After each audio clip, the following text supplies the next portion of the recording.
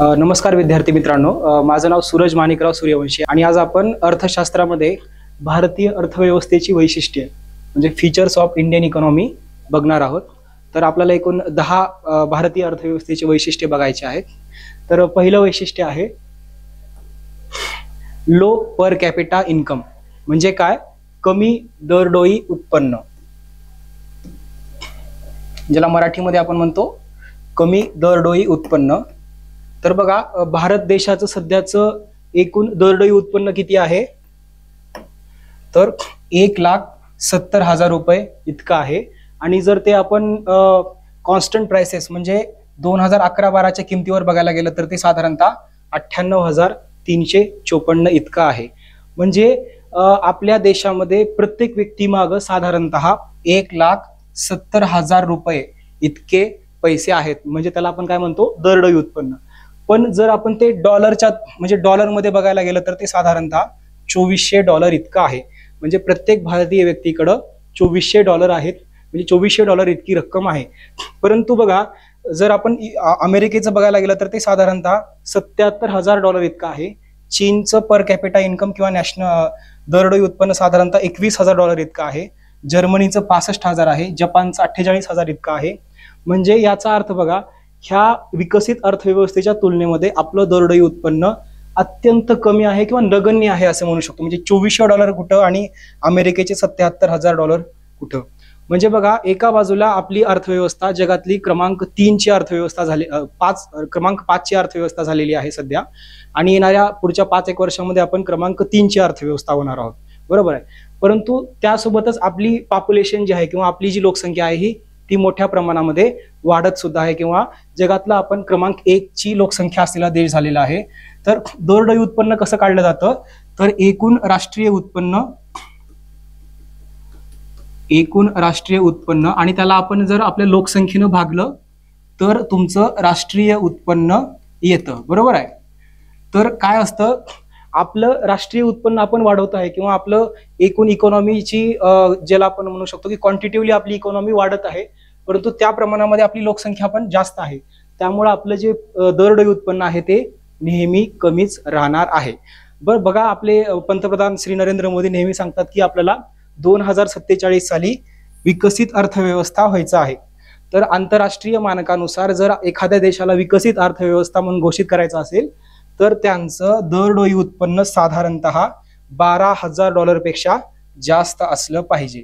बघा, सध्याला आपण $2,400 इतकं आपलं दरडोई उत्पन्न आहे. ते आपल्याला साधारणतः $12,000 इथपर्यंत घेऊन जायचं आहे, तर आणि तरच आपण विकसित अर्थव्यवस्था होऊ शकतो. म्हणजे बघा, पहिलं आपलं अर्थव्यवस्थेचं वैशिष्ट्य काय झालं? कमी दरडोई उत्पन्न. का? तर बघा, आपण बाकीच्या इतर अर्थव्यवस्थेची जर तुलना केली पर कॅपिटा इन्कमची तर आपलं जे दरडोई उत्पन्न आहे ते अत्यंत कमी आहे. ठीक आहे. तर दुसरं बघू आपण, excessive dependence on agriculture and primary producing sector असं म्हणू, किंवा शेतीवरचं अति अवलंबित्व किंवा प्राथमिक क्षेत्रावरचं असलेलं अति अवलंबित्व. तर याच्यामध्ये बघा, आपल्या देशाच्या एकूण लोकसंख्येच्या 52% लोकसंख्या शेतीवरती अवलंबून आहे. म्हणजे 52% लोकसंख्या जी आहे किंवा 52% लोक आहेत ते डायरेक्ट शेतीवरती अवलंबून आहेत, म्हणजे शेती करतात. तर एकूण जो आपला वर्कफोर्स आहे किंवा जेवढी आपली श्रमशक्ती आहे त्या श्रमशक्तीच्या 46% श्रमशक्ती ही आपल्या शेतीवरती अवलंबून आहे. म्हणजे काय? इकॉनॉमिक सर्वे किंवा आर्थिक सर्वेक्षण अहवाल 2021-22 नुसार आपल्या देशातली 46% जी श्रमशक्ती आहे ती प्राथमिक क्षेत्र किंवा शेतीवरती अवलंबून आहे. परंतु बघा, हे जरी म्हणजे 52% लोक जरी शेतीवरती अवलंबून असले तरी काही प्रॉब्लेम नाही. परंतु बघा, ते जीडीपीला किती कॉन्ट्रीब्युट करतायत? फक्त 16 ते 18% एवढंच कॉन्ट्रीब्युट करतायत. म्हणजे याचा अर्थ 52% लोक फक्त 16 ते 18% राष्ट्रीय उत्पन्नामध्ये कॉन्ट्रीब्युट करतायत. म्हणजे हे खूप मोठ्या प्रमाणामध्ये तफावत आहे. किंवा एखादी अर्थव्यवस्था जशी विकासाकडे झुकत असते तसं शेतीवरचं अवलंबित्व कमी व्हायला पाहिजे. परंतु आपल्या अर्थव्यवस्थेमध्ये काय झालेलं आहे? उद्योग क्षेत्राचा विकास त्या प्रमाणामध्ये न झाल्यामुळे आपल्या अर्थव्यवस्थेमधलं शेतीचं अवलंबित्व कमी झालेलं नाही. बघा, आता अमेरिका बघा किंवा जपान बघा, ह्या देशामध्ये 10% पेक्षा कमी लोक शेतीवरती अवलंबून आहेत, पण आपल्या देशामध्ये आजही जवळपास 52% लोक शेतीवर अवलंबून आहेत. त्यामुळं शेतीवरचं जास्तीत जास्त अवलंबित्व हे आपल्या अर्थव्यवस्थेचं सध्याचं वैशिष्ट्य आहे. जर आपल्याला शेतीवरचं अवलंबित्व कमी करायचं असेल तर आपल्याला उद्योग क्षेत्राचा विकास करावा लागेल, किंवा सेवा क्षेत्रासाठी लोकसंख्या किंवा श्रमशक्तीमधलं श्रमकौशल्य किंवा कौशल्याची वाढ करावी लागणार आहे. तर आता तिसरं वैशिष्ट्य बघू, ओव्हर पॉप्युलेशन किंवा जास्त लोकसंख्या असं त्याला म्हणू शकतो आपण. तर बघा, मागच्या वर्षी 2023 साली युनायटेड नेशन पॉप्युलेशन फंड नावाचे एक ऑर्गनायझेशन आहे. तर या ऑर्गनायझेशनच्या रिपोर्टनुसार 2023 साली भारत हा जगातील सगळ्यात जास्त लोकसंख्या असलेला देश बनलेला आहे. तर बघा, जेव्हा आपला भारत देश स्वतंत्र झाला 1950 पासूनच आपल्या देशामध्ये लोकसंख्येची वाढ व्हायला सुरुवात झालेली होती. बघा, साधारणतः 1951 ते 1981 हे साधारणतः 30 वर्ष जी होती, या 30 वर्षामध्ये दरवर्षी साधारणतः लोकसंख्या वाढीचा दर 2% पेक्षा जास्त होता. म्हणजे दरवर्षी मागच्या वर्षी असलेल्या लोकसंख्येपेक्षा 2% लोकसंख्या दरवर्षी वाढत राहायची. मग त्याच्यामुळे काय झालं की आज आपण जवळपास 140 कोटी लोकसंख्येचा देश बनलेलो आहोत. ठीक आहे, म्हणजे काही अडचण नाही, म्हणजे लोकसंख्या जास्त असो किंवा कमी असो काही अडचण येत नाही. परंतु त्या लोकसंख्येमुळे काय होतं की ह्या लोकसंख्येला चांगलं राहणीमानाच्या दर्जावरती परिणाम होतो. म्हणजे जेवढे जास्त लोक असतील तेवढ्या जास्त तुम्हाला सोयी सुविधा सरकारला पुरवाव्या लागतात किंवा लोकांना द्याव्या लागतात. परंतु काय होतं, एवढ्या लोकांना सरकार पुरवणं शक्य होत नाही. त्यामुळे काय होतं, त्यांच्या राहणीमानामध्ये किंवा राहणीमानाचा दर्जा कमी होतो. म्हणजे जसं बघा, whatever development has been achieved in the country, it is being swallowed by the increased population.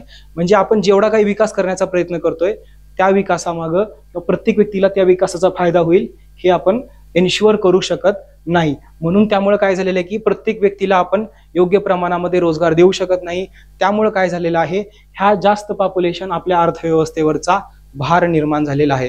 त्याच्यामुळे बघा की आपल्याकडं अनएम्प्लॉयमेंट किंवा बेरोजगारीचा दर पण सध्या खूप जास्त प्रमाणात आहे. किंवा सध्या बघा, अनएम्प्लॉयमेंट रेट किंवा बेरोजगारीचा दर साधारणतः देशामध्ये 7% इतका आहे. म्हणजे तुमच्याकडं जवळपास जे काही श्रमशक्ती आहे आणि ज्यांना काम करायची इच्छा आहे त्याच्यातल्या जवळपास 7% लोकांना आपल्या अर्थव्यवस्थेमध्ये काम मिळत नाही. म्हणजे काय झालं, ही जी पॉप्युलेशन आहे ही आपल्या अर्थव्यवस्थेमध्ये खूपच जास्त झालेली आहे.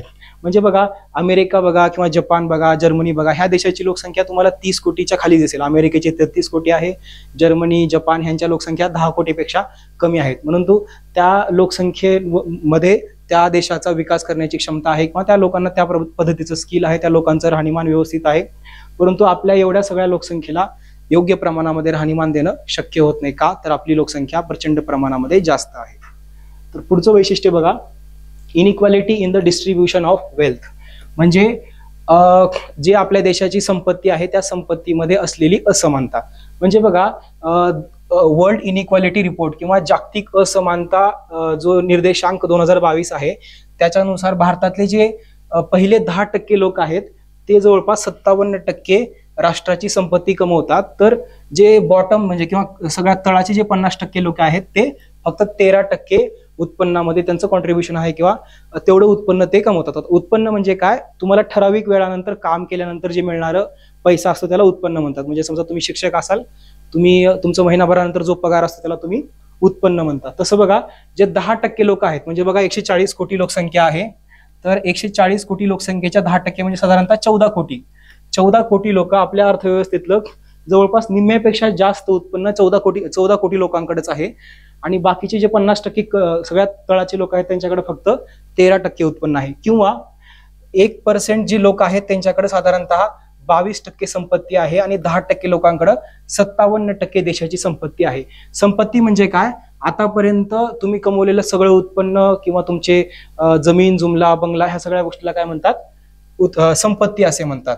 म्हणजे देशातली फक्त 10% लोक जवळपास 57% संपत्ती त्या लोकांकडे आहे. म्हणजे खूप प्रमाणामध्ये असमानता आहे. म्हणजे याचा अर्थ बघा, देशामध्ये काही लोकांकडे भरपूर संपत्ती आहे, काही लोकांकडे काहीच नाही. म्हणजे बघा, काही मोठे उद्योगपती आहेत, त्यांच्याकडे खूप प्रचंड संपत्ती आहे, परंतु काही लोक जे गरीब लोक आहेत, झोपड्यामध्ये राहतात, त्या लोकांना त्यांचं दैनंदिन गरज भागवण्यासाठी सुद्धा त्यांच्याकडे पैसे अवेलेबल नाहीयेत.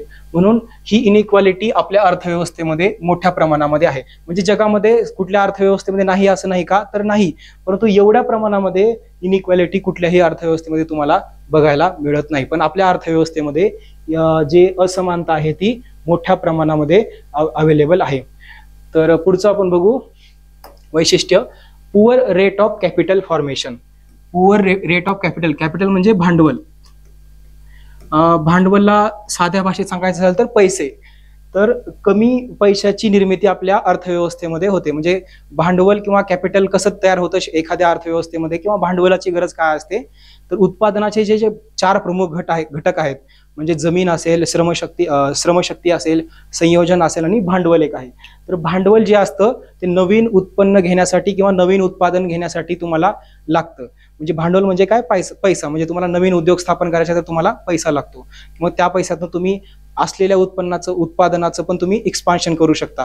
मग नवीन रोजगार निर्माण होतात. नवीन रोजगार निर्माण झाले की त्या लोकांना पैसा मिळतो. ते लोक अर्थव्यवस्थेमध्ये पैसा स्पेंड करतात आणि तुमची अर्थव्यवस्था वाढण्यासाठी मदत होते. परंतु जसं मी तुम्हाला मागच्या स्लाइडमध्ये सांगितलं की आपल्या अर्थव्यवस्थेमध्ये प्रचंड प्रमाणामध्ये असमानता आहे. काही लोकांकडे खूप पैसे आहेत, काही लोकांकडे खूप पैसे कमी आहेत. म्हणजे जे गरीब लोक आहेत, म्हणजे बघा आताच्या नीती आयोगच्या रिपोर्टनुसार साधारणतः 13 ते 14% आपल्या देशातील लोकसंख्या बहुआयामी गरिबीमध्ये जगते. बहुआयामी गरिबी किंवा मल्टी डायमेन्शनल पॉवर्टी ज्याला म्हणतो. तर अशा लोकांकडं एवढे पैसे नाहीत की ते त्यांच्या दैनंदिन गरजा पूर्णपणे किंवा चांगलं राहणीमान जगू शकतात. म्हणजे बघा, एखाद्या देशातलं भांडवल निर्मिती कशावर अवलंबून असते, त्या देशातली लोक किती प्रमाणामध्ये त्यांच्या असलेल्या पैशापैकी सेव्ह करतात किंवा जतन किंवा बँकेमध्ये ठेवतात. म्हणजे रेट ऑफ सेव्हिंग त्याला म्हणतो. तर आपल्या देशाचा सेव्हिंगचा रेट साधारणतः 30% इतका आहे. बघा इथं 30% इतका आहे 2023-24 साली. म्हणजे 30% इतका आहे, तो बऱ्यापैकी ठीक आहे. म्हणजे बघा, एखाद्या लोकांना, म्हणजे एखाद्या व्यक्तीला समजा काही पगार आहे, तर त्या काही पगारातली रक्कम त्याने त्याच्या दैनंदिन गरजा भागवण्यासाठी किंवा काही नवीन वस्तू खरेदी करण्यासाठी केल्यानंतर जो काही पैसा राहतो तो काय करतो, तो पैसा बँकेमध्ये वगैरे ठेवू शकतो. मग ती बँक काय करते, ती पैसा एखाद्या उद्योजकाला उद्योगासाठी भांडवल म्हणून देते. मग तो उद्योजक नवीन उद्योग सुरू करतो आणि मग त्याच्यामध्ये नवीन रोजगार निर्मिती होत असते. पण ह्याच्यामध्ये काय झालं की आपल्या देशातल्या एकूण संपत्तीपैकी फक्त 30% लोकच ह्या पैसा बँकेमध्ये सेव्ह करतात. आणि तुम्हाला माहिती आहे की आजही खेड्यागावातले लोक बँकेमध्ये सेव्हिंग करण्याच्या ऐवजी आपापल्या घरामध्येच पैसे ठेवून, अशामुळे काय होतं की तुमच्या अर्थव्यवस्थेमध्ये किंवा बँकेकडे पैसा मिळत नाही किंवा बँकेकडे भांडवल तयार होत नाही. मग बँकेकडे भांडवल तयार झाले नसल्यामुळे काय होतं की उद्योगाला भांडवल मिळत नाही, उद्योगांचा विकास होत नाही, रोजगार मिळत नाही. म्हणजे हे अशा पद्धतीनं चक्र आहे. कमी भांडवल निर्मितीचा दर असल्यामुळे आपल्या देशामध्ये उद्योगाचा विकास मोठ्या प्रमाणामध्ये होऊ शकलेला नाही.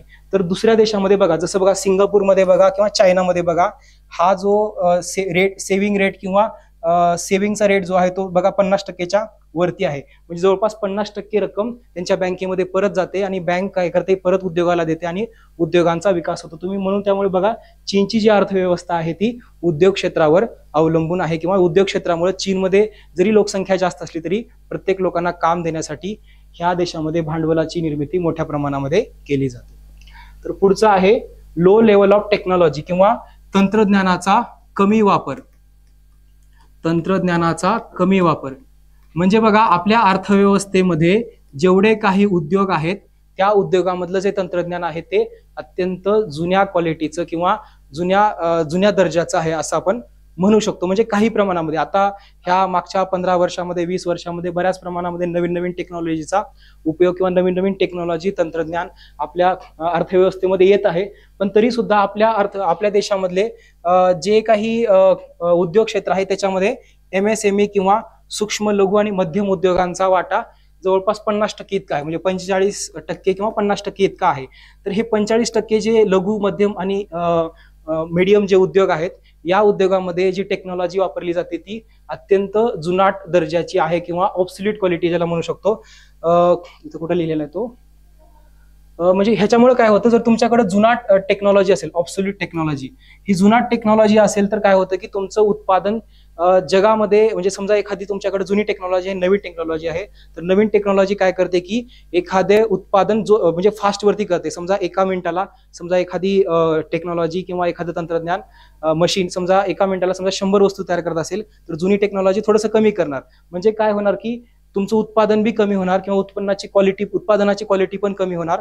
मग तुमच्या जागतिक बाजारपेठेमध्ये तुमच्या वस्तूची किंमत, वस्तूची जी काही कॉम्पिटेटिव्हनेस असतो तो कमी असतो. त्यामुळे तुमच्या वस्तूला डिमांड पण कमी होते. जर तुमच्याकडे नवीन नवीन टेक्नॉलॉजी आली तर काय होतं की तुमच्या अर्थव्यवस्थेमध्ये उत्पादन पण जोरात होतं आणि तुमच्या वस्तूची कॉम्पिटेटिव्हनेस पण वाढत असते. आणि जसं बघा आता अमेरिकेमध्ये असेल किंवा अमेरिकेमध्ये बघा जसा ऍपल नावाचा फोन आहे, हा पूर्ण टेक्नॉलॉजी बेस्ड फोन आहे. म्हणजे एक छोटा ऍपल फोन 1 लाख रुपयाला तुम्हाला विकला जातो, बरोबर आहे.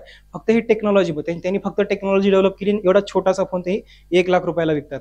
पण आपल्या देशामध्ये आपण समजा एखादी मोठी मशीन जरी तयार केली तरी तेवढ्या 1 लाख रुपयाला आंतरराष्ट्रीय बाजारावरती घ्यायला कोणी तयार होत नाही. परंतु ऍपलची जी टेक्नॉलॉजी आहे किंवा टेक्नॉलॉजीच्या वापरमुळे ऍपल मोबाईलची किंमत प्रचंड प्रमाणामध्ये आहे. किंवा आपल्या देशामध्ये मायक्रोमॅक्स नावाचा मोबाईल म्हणजे प्रोड्यूस केला जायचा, परंतु मायक्रोमॅक्स मोबाईल आपल्यापैकी कित्येक लोकांना माहित पण नसेल किंवा ही कंपनी अस्तित्वात आहे का नाही हे पण आपल्याला आता सध्या माहित नाही. म्हणजे आपल्याकडे टेक्नॉलॉजीचा वापर कमी आहे किंवा आपल्याकडे टेक्नॉलॉजी तेवढ्या प्रमाणामध्ये डेव्हलप केली जात नाही. मग यासाठी बघा शिक्षण व्यवस्थेमध्ये आपल्याकडे फक्त पाठांतर करणं आणि परीक्षेमध्ये लिहिणं एवढंच आपण शिक्षण व्यवस्थेमध्ये भर दिला जातो. परंतु जर विद्यार्थ्यांना नवीन नवीन तंत्रज्ञान कसं तयार करायचं किंवा त्यांना शिक्षणाशिवाय नवीन तंत्रज्ञानासाठी जर प्रोत्साहन दिलं तर त्या देशामध्ये तंत्रज्ञानाची प्रगती किंवा तंत्रज्ञान अद्ययावत करण्यासाठी मदत होऊ शकते. म्हणजे आपल्याला आपल्या शिक्षण व्यवस्थेमध्ये बदल करावा लागणार आहे.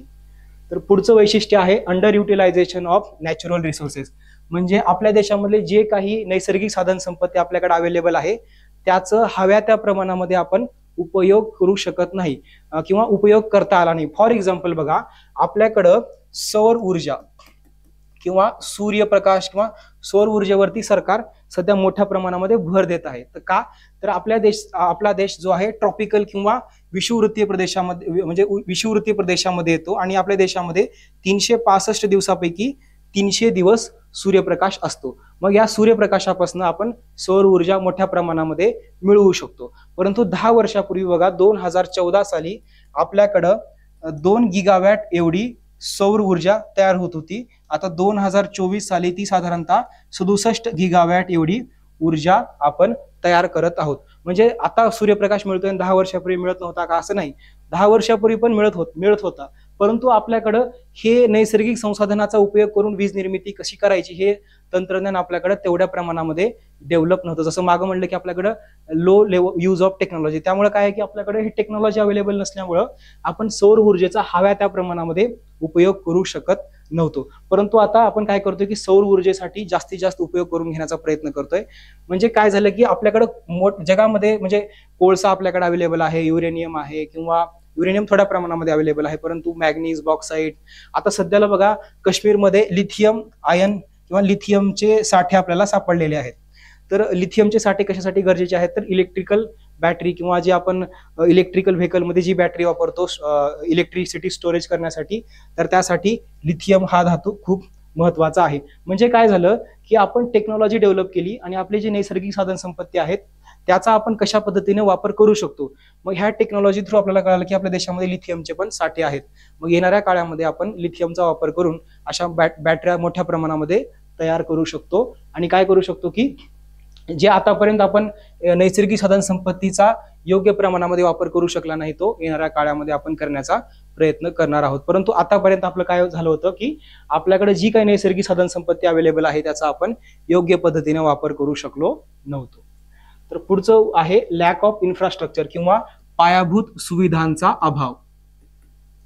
पायाभूत सुविधांचा अभाव म्हणजे पायाभूत सुविधा म्हणजे काय, एखाद्या देशामध्ये रस्ते कशा पद्धतीचे आहेत किंवा रोड किंवा रेल्वे, ह्या सगळ्या पायाभूत सुविधा किंवा शिक्षण, आरोग्य हे सुद्धा पायाभूत सुविधेमध्ये येतं. म्हणजे ह्याच्यामुळे काय होतं की बेसिक इन्फ्रास्ट्रक्चर म्हणजे जसं बघा की ट्रान्सपोर्टेशन म्हणजे वाहतूक व्यवस्था किंवा दळणवळण किंवा इलेक्ट्रिसिटी जनरेशन म्हणजे ऊर्जा, त्याच्यानंतर distribution, banking, credit facilities, economic organisation, health and educational institutions.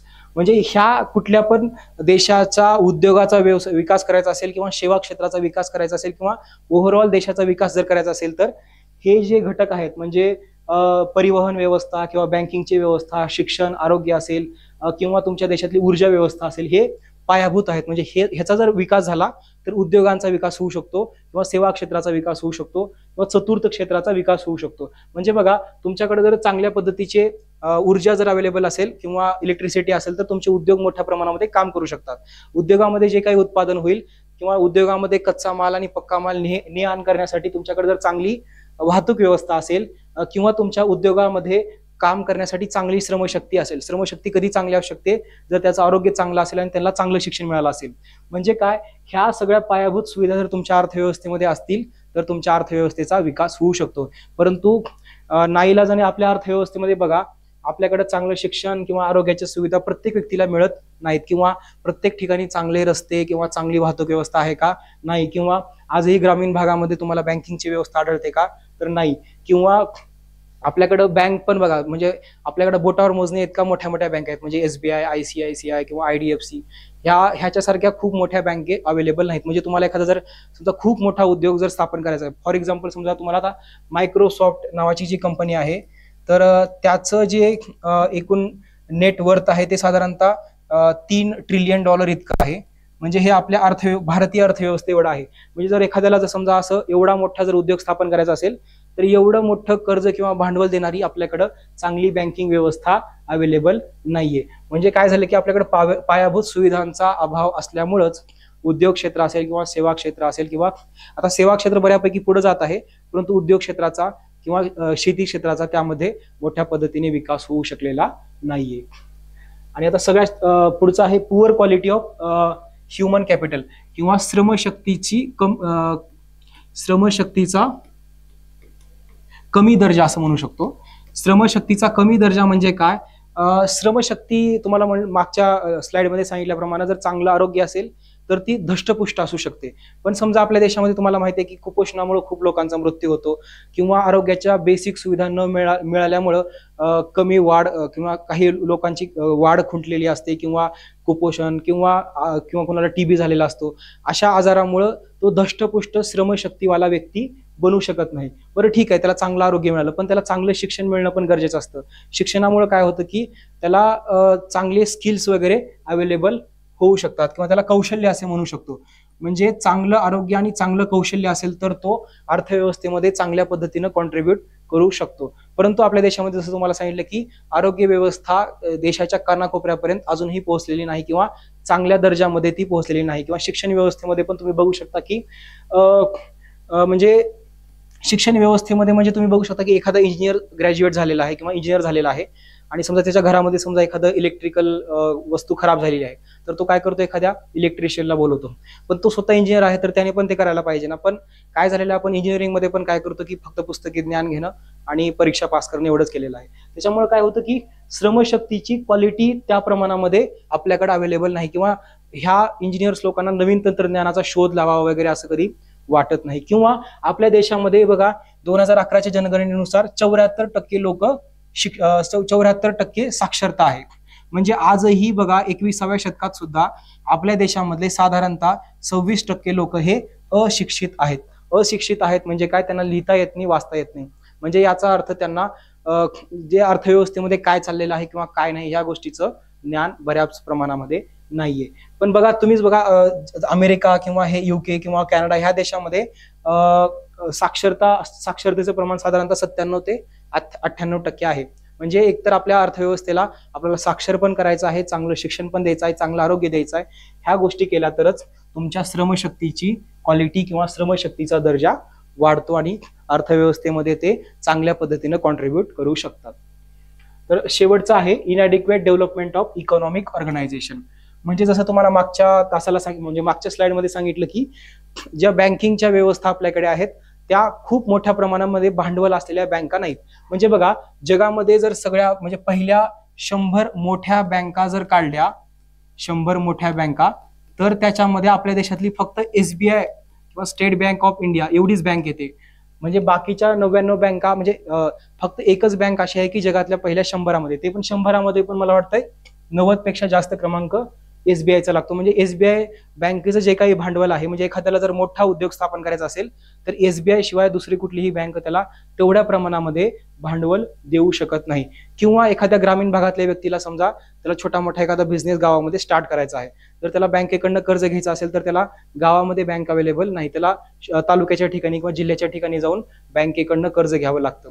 म्हणजे काय झालेलं आहे की आपल्याकडं प्रत्येक व्यक्तीला म्हणजे प्रत्येक व्यक्तीकडं बँकेचं म्हणजे बँकेची सोय सुविधा उपलब्ध नाहीये. तरी सुद्धा बघा मागच्या 10 वर्षामध्ये जनधन योजनेअंतर्गत आपण जास्तीत जास्त लोकांना बँकेशी कनेक्ट करण्याचा प्रयत्न केलाय. साधारणतः जनधन मध्ये 48 कोटी एवढे बँक अकाउंट आपण ओपन केलेले आहेत. म्हणजे त्याच्या अंतर्गत काय केलं की बँक अकाउंट ओपन केलं म्हणजे लोकांना बँकेमध्ये रक्कम ठेवणं किंवा बँकेकडनं कर्ज घेणं ह्या सोयी सुविधा मिळतील, किंवा याची सवय लागल्यामुळे काय होईल की आपल्या अर्थव्यवस्थेमध्ये भांडवल खेळतं राहील. म्हणजे यावरनं आपल्याला असं लक्षात येईल की अर्थव्यवस्थेमध्ये आपल्याला चांगल्या आणि मजबूत अशा आणि सक्षम अशा इकॉनॉमिक इन्स्टिट्यूशन किंवा वित्तीय संस्थेची आपल्याला सध्याला गरज आहे. बघा ही आपण थोडक्यात आपण 10 आपण आपल्या अर्थव्यवस्थेची वैशिष्ट्य बघितली. त्याच्यातली काही जी वैशिष्ट्ये आहेत त्या म्हणजे तुम्हाला म्हणजे असं वाटेल की हे आपल्या अर्थव्यवस्थेसमोरची काही काही आव्हानं पण वाटेल, आणि या आपण अर्थव्यवस्थेच्या वैशिष्ट्यामध्ये पण आपण बऱ्याच प्रमाणामध्ये सोय किंवा बदल करण्याचा आपण प्रयत्न करत आहोत. थँक्यू.